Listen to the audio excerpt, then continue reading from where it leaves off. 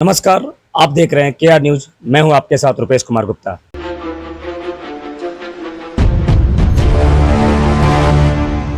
आज एक ऐसे शख्सियत के बारे में मैं चर्चा करने जा रहा हूं जिनका नाम है अशोक कुमार, जो छपरा की धरती पे कई सारे सैंड के द्वारा उन्होंने मूर्तियां बनाई हैं, आर्टिस्ट बनाया, पेंटिंग बनाया। और इसमें खास देखा जाए तो कई सारे दिग्गज नेताओं को भी उन्होंने पेंटिंग बालू पे उकेरी है। और उनकी इस कला से प्रभावित होकर के कई सारे न्यूज़ चैनल पे, कई सारे सोशल प्लेटफॉर्म पे इनका वाहवाही हुआ है, जिसके द्वारा आज हम चर्चा के विषय में अशोक जी को रखे हुए हैं। अशोक जी से खास बातचीत करने जा रहे हैं कि अशोक जी ने ये कला कहाँ से शुरू किया और कला को कहाँ कहाँ पे रखा, किनके समक्ष रखा, और इस कला का विस्तार कैसे किया जाना चाहिए आज के युवा के लिए। खास बातचीत मिस्टर अशोक जी से। अशोक जी, आपके चैनल में स्वागत है। जी, बहुत बहुत धन्यवाद आपका। सबसे पहले तो आपका सादर आभार है मेरा कि आपने अपना कीमती वक्त दिया। चलिए भाई, और मुझे अच्छा लग रहा है कि अपनी कहानी अपनी जुबानी सुनाने का मौका मिलता है हमें। बिल्कुल। और आप सभी का सादर आभार है, और आप सभी को भी सादर प्रणाम है मेरा, आप सभी देखने वालों को, क्योंकि आप सभी की वजह से ही मैं आज सैंड आर्टिस्ट हूँ, चाहे जो भी हूँ। क्योंकि मैं शुरू के दिनों से ही, जब कोई तारीफ नहीं करता है तो कलाकार आगे नहीं बढ़ता है जी।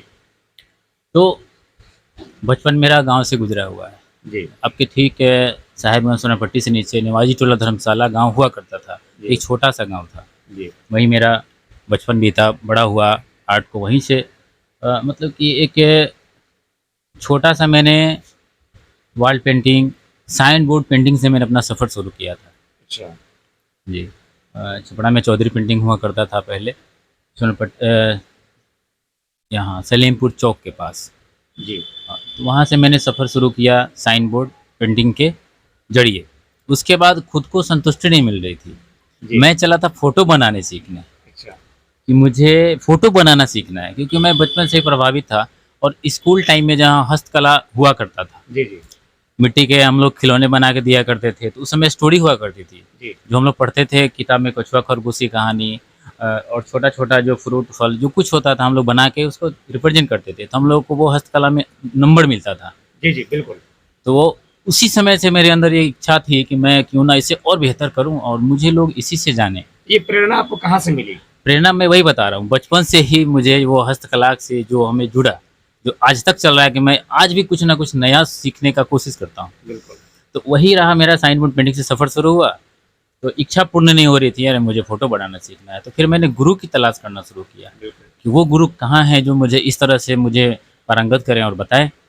तो मुझे पता चला मेहदी सौद मेरे गुरु हैं, सादर प्रणाम है उनको, कि आज जो भी हूँ मैं उन्हीं के वजह से। मेरे सर अंतर्राष्ट्रीय कलाकार हैं, पेंटिंग में फाइन आर्ट के टीचर हैं, जो हमें बचपन से पढ़ा के इतना बड़ा किया उन्होंने, और जो भी मैं उन्हीं की वजह से हूँ। तो उनकी गैलरी देश विदेश, और हमें बहुत गर्व होता है कि मैं ऐसे गुरु का स्टूडेंट हूँ जो खुद दुनिया उनको मानती है। वाह। तो मुझे और गर्व होता है कि मैं ऐसे गुरु का मैं स्टूडेंट हूँ। जो सैंड आर्टिस्ट का जो आपके पास कला आया, ये कब आपने शुरुआत किया? सबसे पहला पेंटिंग आपका सैंड आर्टिस्ट का क्या था? जी देखिए, सबसे पहले मैं नदी किनारे रहने वाला हूँ।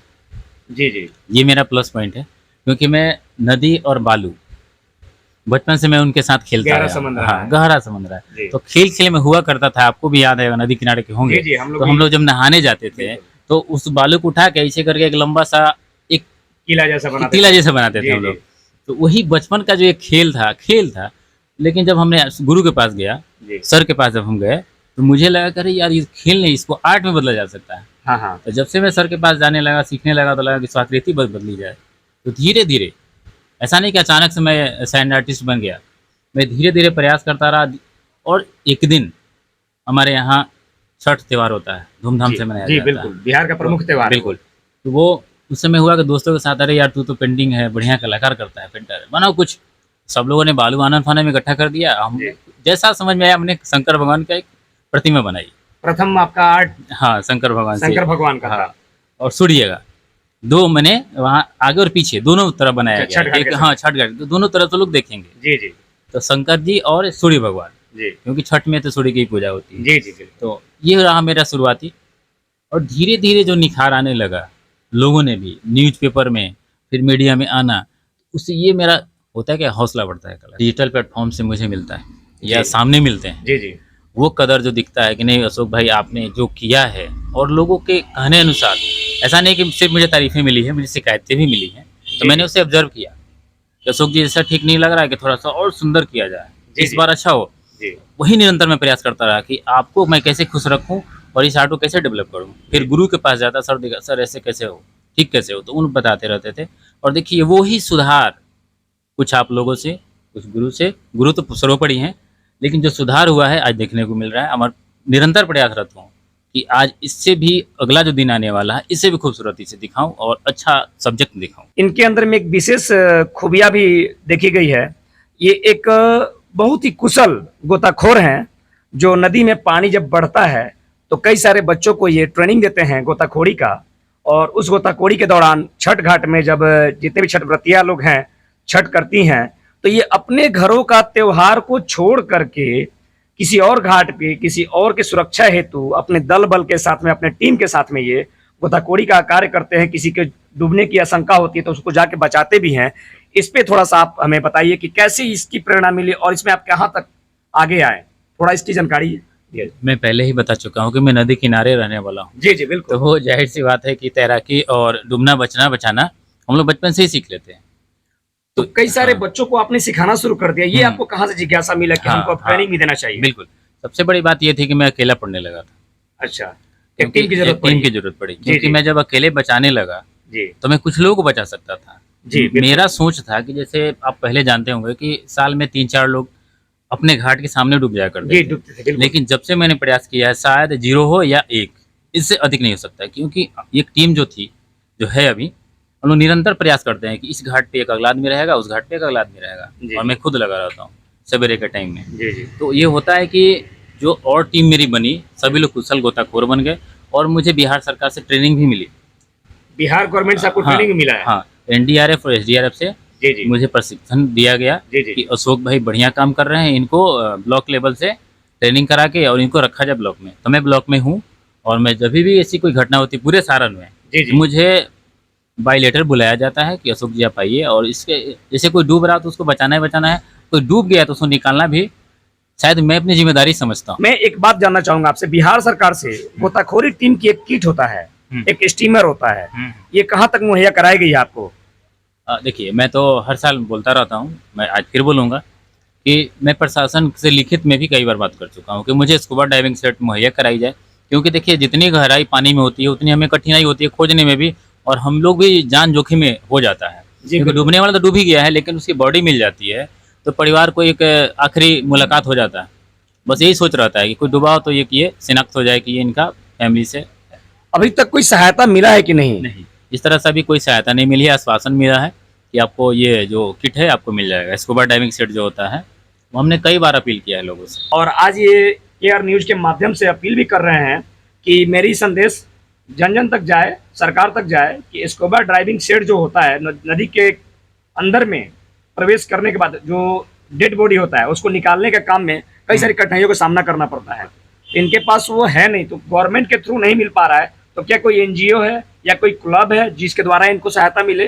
क्या उनसे आपको कभी सहायता मिला हुआ है क्या? नहीं, देखिए आश्वासन सभी ने दिया है, हमारे ऐसे कोई संस्था के लोग, कई संस्था के लोग जुड़े सिर्फ आश्वासन मिला है? आश्वासन मिला है। सभी लोग अभी भी इंतजार कर रहा है कि अशोक जी आप आगे आए, चंदा वसूलें तो हम चले। लेकिन देखिए जैसे मैं चंदा वसूलूंगा मैं शायद चोर साबित हो जाऊंगा। बिल्कुल। तो मैं ये नहीं चाहता हूँ कि अशोक जी चोर साबित हो जाए, क्योंकि मैंने एक एक तिनका करके अपना नाम बनाया और इज्जत कमाया है। क्योंकि आप लोग हमें ये ना कह दें, क्योंकि आजकल कहने वाले ज़्यादा हैं, करने वाले कम हैं। तो मैं चाहता हूँ कि आप लोग मुझे खरीद के दीजिए, आप ही लोग इकट्ठा करिए, मैं आपके साथ खड़ा हूँ, मैं आगे चलूंगा, मैं निवेदन करूंगा कि सब लोग लें, लेकिन आप लोग पैसा रखिए, कोई एक लीडर बने। हाँ, इस तरीके का पहल नहीं किया कि हाँ वो इकट्ठा करके आपको सब मुहैया कराए। तो मैं चाहता हूँ लोगों से कि आप आगे आइए, मैं आपके साथ हूँ, आप ही पैसा लीजिए।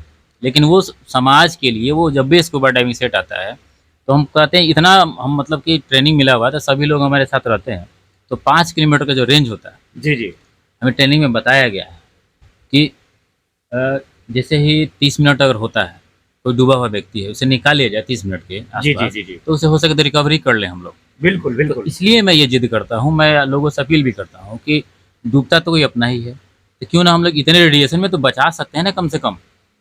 तो ये बहुत ज़रूरी चीज़ है। और कोई डूब गया है, गहरी खाई में है, अगर ऐसे नहीं निकल रहा तो स्कूबा डाइविंग हम लोग जो सूट है पहन के जाएंगे तो उसको हम आसानी से खोज लेंगे, हम पे वो दिक्कत नहीं होगी, पानी में हमें दम नहीं घुटेगा, हम भी आसानी से ये काम कर सकते हैं।